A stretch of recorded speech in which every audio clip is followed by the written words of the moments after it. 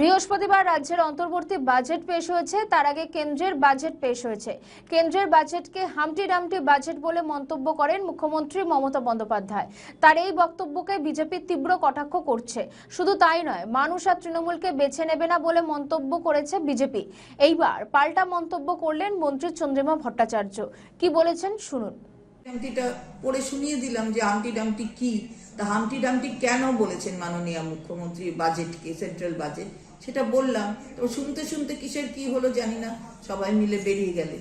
তো যাই হোক, যেটা করছেন যে আমরা নাকি কিছুই করি না, তো কিছুই না করলে আমরা বারবার আসি কেন? 15 বছরে আমরা যদি কিছুই না করি, মানুষ, মমতা বন্দ্যোপাধ্যায় আমার দলের সর্বোচ্চ নেত্রী এবং মুখ্যমন্ত্রী, তাকে করার জন্য এত উৎসুক হয়ে যান কেন?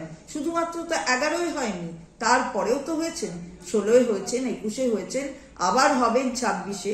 এই ঔৎসুক্য কেন? বাংলার মানুষের পাশে থাকেন।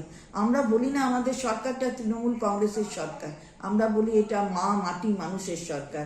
মায়ের স্নেহ আর মাটির গন্ধ আর মানুষের পাশে থাকার অঙ্গীকার, সেই অঙ্গীকারটাকে বাস্তবায়ন করেন বলে তাই মা মাটি মানুষের সরকার বারবার আসে, আবার আসবে। ওদেরটা নেবে যায়। আমাদের ভিডিও ভালো লাগলে লাইক ও শেয়ার করুন। কমেন্ট সেকশনে আপনাদের মতামত জানান। আরও ভিডিও পেতে আমাদের চ্যানেলটিকে সাবস্ক্রাইব করুন এবং প্রতি মুহূর্তে খবরের আপডেট পেতে প্রেস করুন বেল আইকন।